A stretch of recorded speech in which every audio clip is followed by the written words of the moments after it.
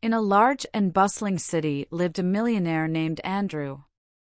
He had built his fortune from scratch, but, in a moment of carelessness and trust in the wrong people, he lost everything he had. From a wealthy and influential man, he became penniless, without true friends, and without hope. With a heavy heart, Andrew decided to sell the last property he still owned, his 90-year-old mother's old house, located in a remote village far from the city's hustle and bustle. The house was situated on the edge of a forest, an old structure with a shingle roof and stone walls. Andrew's mother, Maria, was 90 years old and could no longer take care of herself.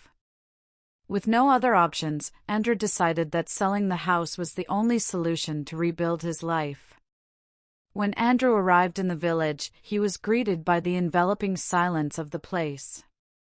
He hadn't been there in years, and time seemed to have stood still. The house appeared untouched by the passage of time, but it had a mysterious and eerie aura.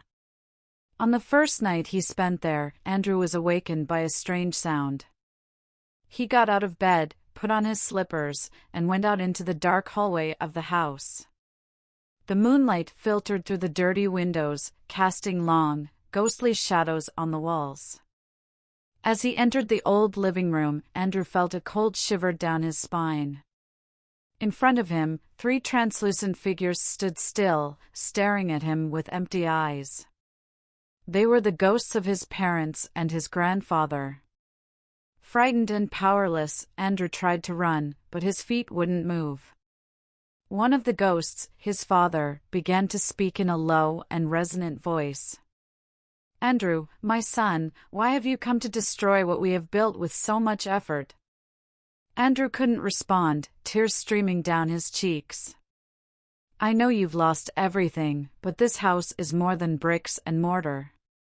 It's the home of your childhood, our memories, and the love of our family." That night, Andrew understood the true meaning of his father's words. He couldn't sell the house. He couldn't give up the last connection he had with his family and the past. The next day, Andrew decided to stay in the village and take care of his mother's house. With the help of neighbors and the community, he renovated the house and turned it into a warm and welcoming place. With each passing day, Andrew discovered new meanings in life and realized that true wealth did not consist of money but in deep connections with family and the community. His mother's house became a symbol of hope and renewal, and Andrew finally found his peace of mind.